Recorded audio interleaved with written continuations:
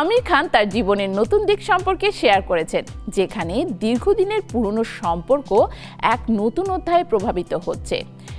Gauri Sprat, যিনি সেলিব্রিটিদের জগতের বাইরের একজন মানুষ, আমিরের জীবনে এক বিশেষ জায়গা নিয়েছেন। যদিও সম্পর্কটি বেশ গোপনীয়ভাবে শুরু হয়েছিল, এখন তা আরও গভীর এবং পারস্পরিক শ্রদ্ধায় ভরা। তবে এক নতুন পথে কি অপেক্ষা করছে, বিস্তারিত প্রতিবেদনে। বলিউডে মিস্টার পারফেকশনিস্ট আমির খান সম্প্রতি তার ৬০তম জন্মদিনে নতুন প্রেমিকা গৌরী স্প্রাটের সঙ্গে সম্পর্কের কথা প্রকাশ্যে এনেছেন। গৌরী ব্যাঙ্গালোরের বাসিন্দা এবং বলিউডের সঙ্গে তার তেমন সংযোগ নেই, তবে তিনি আমিরের প্রযোজনা সংস্থার সঙ্গে যুক্ত। প্রায় ২৫ বছর আগে তাদের প্রথম পরিচয় হলেও গত ১.৫ বছর ধরে তারা সম্পর্কে রয়েছেন। গৌরী একজন অ্যাংলো ইন্ডিয়ান, তার বাবা তামিল ব্রিটিশ এবং মা পাঞ্জাবি আইরিশ বংশোদ্ভূত। লন্ডনে পড়াশোনা করেছেন তিনি। গৌরীর ৬ বছরের একটি পুত্র সন্তান রয়েছেন।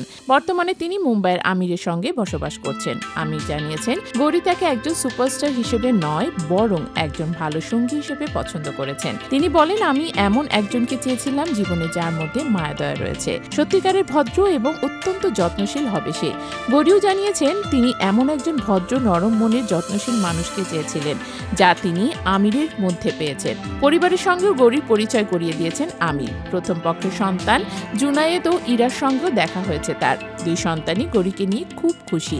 তবে তৃতীয়বারের বিয়ে করার বিষয়ে এখনো সিদ্ধান্ত নেননি আমির। তিনি বলেন, আমার দুবার বিয়ে হয়ে গিয়েছে আগে, তাছাড়া ৬০ বছর বয়স হয়ে গেল আমার। এই বয়সে ফের বিয়ে করাটা একটু চাপের। আমি এখন বিয়ে করলেও সেটা খুব একটা শোভনীয় হবে কি, তবে দেখা যাক।